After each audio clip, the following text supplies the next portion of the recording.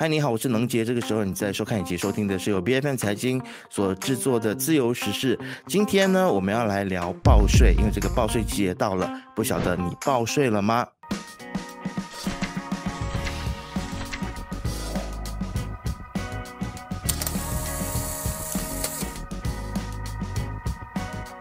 其实，特别是在这个华人的群体当中呢，我们发现有很多人可能会认为说，纳税是一件蛮愚蠢的事情啊。但是，不管你想不想缴税啊，或者是你不纳税的理由是什么，我们都应该要明白以及清楚知道说，纳税是支持社会福利还有公共服务，是履行社会责任的一种的表现啊。那如果人人都不纳税的话呢，那我们的国库就会空虚，那么国家就没有办法正常的去发展了。那么其实每一年到了这个报税季节呢，是否会让你对于自己的这个税务的权益感到更加的关切呢？还是你只是觉得非常的焦虑而已啊？我们也发现说有很多的观众呢，都是火烧屁股了，到最后1分钟才来想要去报税啊。那到在这个时候呢，可能匆匆忙忙又没有办法去好好的去思考说自己其实可以拥有怎样子的一个权益，或者是有哪一些东西是可以扣税的啊。其实纳税它是一点都不可怕的，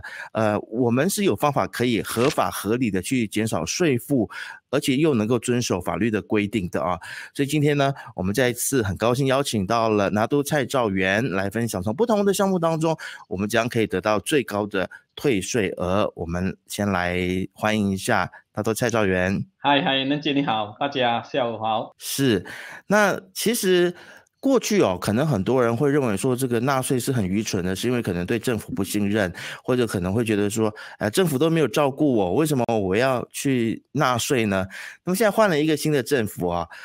不晓得达叔你在跟客户的往来，或者是跟这个一般的这个你自己的感觉，你会不会觉得说现在可能大家会比较愿意去纳税了呢？还是说像过去一样，大家还是有一点点不舍得纳税？我想缴税报税是每一个公民的这个责任跟义务了。OK 我觉得我们不能够说政府没有照顾人民其实过去政府照顾最多就是人民，所以你会看得到讲说，不管是汽油津贴，不管是这个辅助金，不管是柴米油盐呢，基本上都有非常多的津贴。那么也就是这样，所以我们现在才讲说，我们需要去合理化这个津贴。这样当然，我想人民可能会有一个印象，就是过去出现的一些贪污腐败，包括讲说大家最熟悉的就是 1MDB 的这个事件呢，可能会给人民带来一些负面的这个影响。无论如何呢，我还是要讲说，如果没有人报税缴税的话，这个国家是非常难发展的。包括讲说，我们建道路，我们要建学校，我们要还这个老师的薪水，这一些呢，基本上都是需要这个税收来支付的。现在有一个很重要的就是我们18岁以上的人民基本上都可以投票了嘛，对不对？所以呢，18岁以上的人民呢，将会赋予一个所谓的 tax identification number， 就是税务识别号码。就是你18岁以上之后呢，每一个人都会有一个税务识别号码，提醒你讲说你是有这个需要缴税报税的这个义务跟这个责任的。政府实行的这个措施里面呢，基本上就是讲说，如果你没有这个 tax identification number 定的话呢，基本上你很多东西在未来的日子是可能做不到的，比如讲说开银行户口这一些。那么目前呢，如果你没有 DIN number， 你是没有办法就是购买房屋的，因为你的这个屋子转让的时候呢，就需要有这个所谓的DIN number 这样的一个情况。那么我想这个是比较讲说萝卜跟大棒的这样的一种方式。不过我觉得更加重要的是，如果你不缴税不报税的话，很多时候当你要买屋子买车的话，因为你没有所谓的财务资料过去的 track record 的话，你其实是蛮难借到钱的所以报税是。缴税除了是履行这个人民的一个义务跟责任之外，其实在你建立你的信贷的记录这一方面呢，我想也是非常重要的。是，达到其实你刚才有提到，就是关于社会新鲜人嘛。那其实现在我们的这个最低的报税的这个要求啊，或者是薪资呢，让很多的社会新鲜人就觉得说，那我还没有达到这个需要报税的收入，那我是不是就不用报税了呢？那现在是否在政策上面也有一些的转变呢？我想目前大概是在3400到3500之间，就看你自己个人的这个豁免额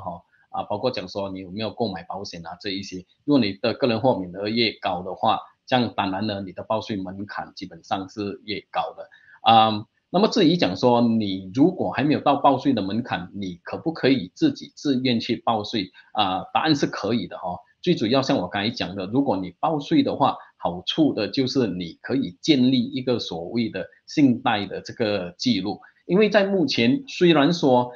这些银行本身它其实是可以看出你的这个薪水单，就是 EA form 呢，来提供你这个借贷，不一定是要报税表格。但是在目前呢，还是有很多机构呢，他们把这个报税表格你还的税呢，当成是比较有说服力的一个证据来证明你的这个收入这样的一个情况。了解，意思就是说，虽然还没有达到这个缴税的门槛，但是你还是可以去报税让自己有一个记录，那未来都在做很多事情上面都会比较方便一些。那我现在想要为一些长期有在股市里面进出或者投资的朋友来问一些问题比如说投资股票或者是投资基金的时候呢，所分出来的股息或者是红利，是不是应该要纳入我收入的这个报税栏当中呢？股息或者是红利这一方面不管是所谓的 shares 的 dividend 或者是 unit trust 的 dividend 的分红这一些，需不需要报税，最主要是在于讲说它是不是被豁免的。如果一个收入是被豁免的，不管是 share 的 dividend 或者是 unit trust 的 dividend 这一些，这样当然你就不需要报。但是如果它并不是被豁免的话呢，你就需要报。怎样知道有没有被豁免？当你收到这个 dividend voucher 的时候，或者是这个 unit trust dividend voucher 的时候，它上面就会写着到底是不是被豁免。这样如果不是被豁免的话，你就需要报；如果被豁免的话，你是不需要报。但是同样的，你还是要把这个记录存好来，因为呢，这个是你的收入来的这样的一个情况。这样当然，如果你需要报的话，一般上这些dividend不管是 unit trust 或者是 shares 的话呢，它都会是有跟着而来的，已经在那个商家那边已经缴了税，就是发出这个 dividend 的商家呢他基本上已经帮你缴了部分的税，所以当你把这个收入纳入你的征税的这个收入之后，计算了所谓的你要还的税，然后你可以 claim 就是申诉这个商家帮你缴的税减掉之后呢，然后就是你要还的税。所以这个是一个比较简单的一个说法。所以重点就是在于你要去看 dividend voucher 到底这个 dividend 是不是还了税。了解，那如果是对于说一些海外的收入，因为我们也看到说，目前为止呢，一些特定的海外收入呢是不需要缴税的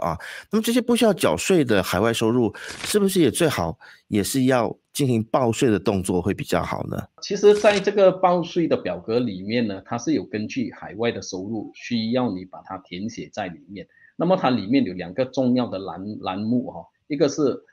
你填写这个海外的收入，那么另外一个部分呢，其实是像能姐讲的，这个海外的收入针对个人这一方面，它基本上是有蛮多的这些所谓的豁免的就是从2022年到2026年这样的一个情况。所以呢，我想对这个纳税人来讲，最好的做法呢，你就是上去这个 Income Tax 的网站呢，把那个报税的表格download下来，它也有一个所谓的 explanatory note， 就是你的它的这个解释每一个栏项你要怎么样填写，所以它里面其实是有蛮多的这个解释跟例子让你清楚知道讲说你需不需要填写这一些所谓的收入这样的一个情况。了解，好，那接下来这个问题呢，是想要帮助很多的朋友啊，他可能要负担家里父母的这个医疗费用啊，或者是小孩家庭内面这个包括妻子的医疗费用啊。那如果是家人，包括太太父母的这个医疗费用，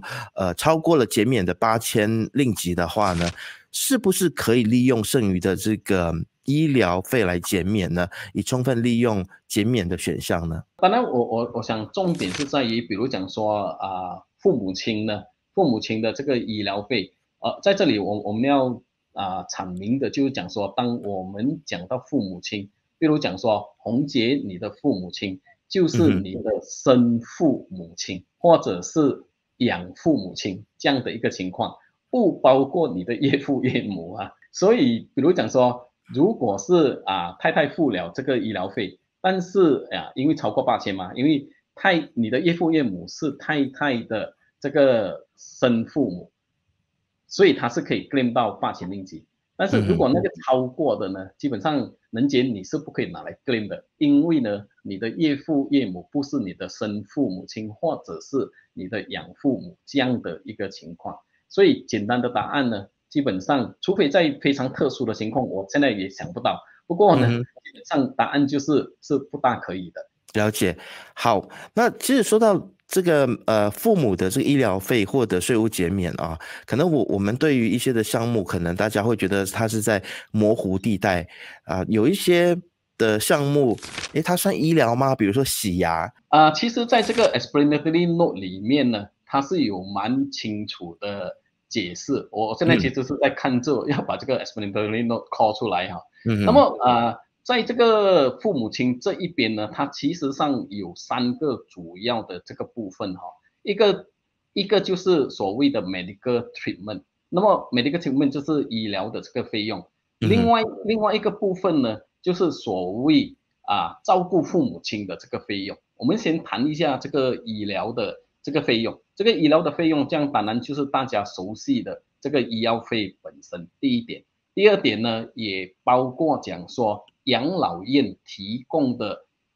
医疗护理跟治疗。第3个呢，就是刚才洪姐所问到的，就是洗牙的这一方面了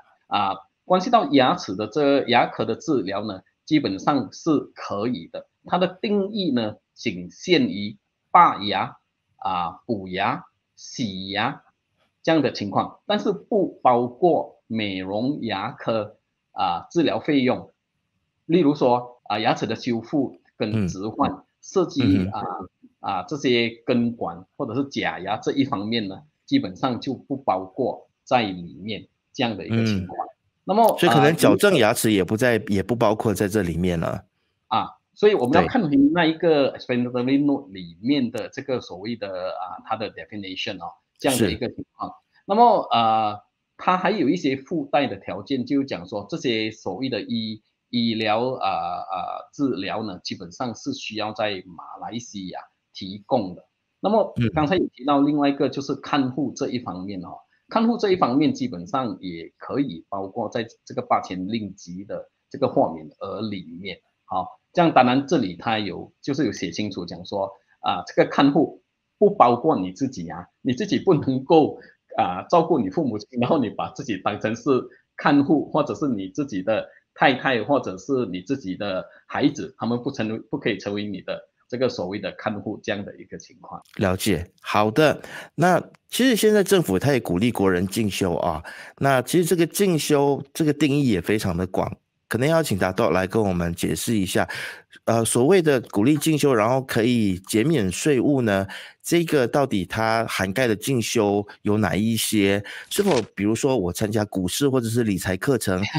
那是不是这些课程也可以成为税务减免呢？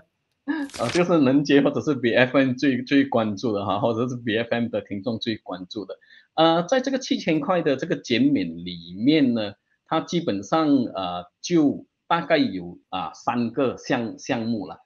第一个呢，就是关系到这个法律会计伊斯兰金融的这样的一些课程。那么第二种呢就是关系到国家技能发展法那么由这个发展总监呢认可的技能领域这样的情况，所以这个技能领域呢这一方面呢就会有2000令吉啊，整体的是7000，但是关系到技能领域呢基本上是2000，所以在这里呢回答这个能杰的这个问题哦，就讲说股票市场的这一些如果这些所谓的技能的课程呢是国家技能发展的总监认可的话，基本上就可以。所以当你在参加某一个课程的时候，其实你是可以问主办当局在这一方面是不是认可的，包括讲说理财课程这一些这一些都是政府在推崇的，毕竟国人的这个理财意识还是相对的低落，所以是可以跟这个主办当局确认的。那么一般上如果是被认可的话，他们就会发出所谓的认证书，所以从认证书你就会知道你可不可以 claim。说到了理财的部分的话呢，有另外一个就是这个 SSPN 的这个税务减免这个也是大家比较可能会有问题的。那是不是说，比如说我存入了8000令吉，然后在报税之后呢再取出来，这样子还可以再享有这个税务的减免吗？也一定会很多人有这种投机的想法是，我相信这个政府在治法的时候呢，已经想到有这样的一个漏洞了的，所以呢当他在讲这个8000令吉的时候呢，他是在讲 net deposit， 就是净收入或者净存入这样的一个情况就是讲说，如果你今天存入8000，然后你拿出5000的话，你就在里面剩下多少钱？是3000。所以你只能够扣3000，而不是8000这样的一个情况。这样如果能杰你今天就是存入8000，报了税之后再把8000拿出来，8000减8000就是0所以基本上你是不能够申索这个8000的。所以这个在explanatory note 里面呢，它也有一个很详尽的例子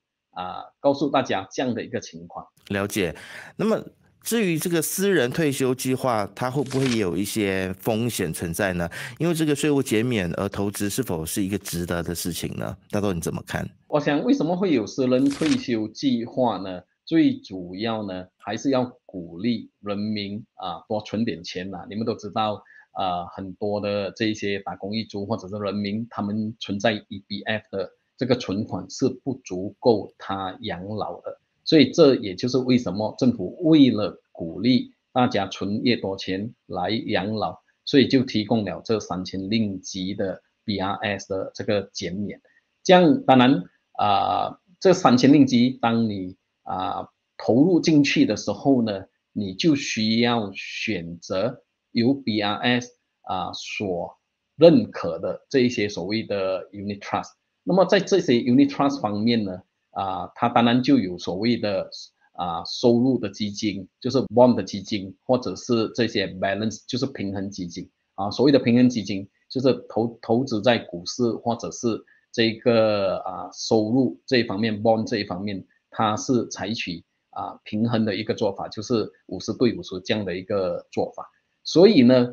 大家都知道投资它毕竟是有风险的，就算是你投资在 bond 的话，它 bond 的基金它还是有风险的，只是呢当你放进去的时候呢，你是有权利选择最保险的最保险的一个投资。那么当然我想这些所谓的低风险的投资，我们并不能够讲说没有风险它还是有风险，但是它不像 EBF 这样EBF 是 capital guarantee， 然后又回酬 guarantee 的，至少你有2.5% 的这个 guarantee不过 BRS 它就像一般的 Unit Trust 的基金，不过呢一般上它会偏向比较保守的但是这里好处呢就是在于讲说，当你放3000令吉进去的话，你能够得到这个豁免。假设讲你的税率是在28%的话，你马上就有600令吉省下的税，这个就会提高你的回酬这样的一个方式了整体的来讲，我觉得呢还是可以投资的，最主要当你自己在选择那个基金的时候呢，你如果怕风险太高，就把它放在最低风险的一个基金，好来把它作为保值的一个情况。了解。那似乎我们看起来呢，就是马来西亚的政府呢，它在这个税务的这个规划里面，很多地方很像都是在为人民的一个投资理财的一个方向来做规划啊。那我们刚才有看到了说，包括了父母的部分，父母的医疗的部分，还有孩子的医疗，也是现在大家可能想要知道的，就是所谓的孩子的医疗卡，是否它就是被归为是一种的教育保险呢？那其实这个教育保单应该要如何去看待它？它的定义又是什么？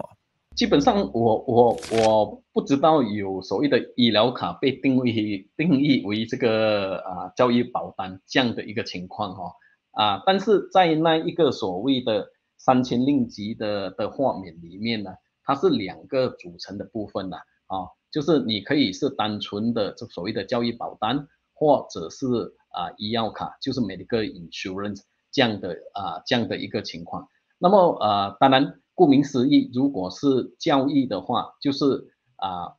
存钱为了未来的这个教育嘛。所以如果是父母亲为孩子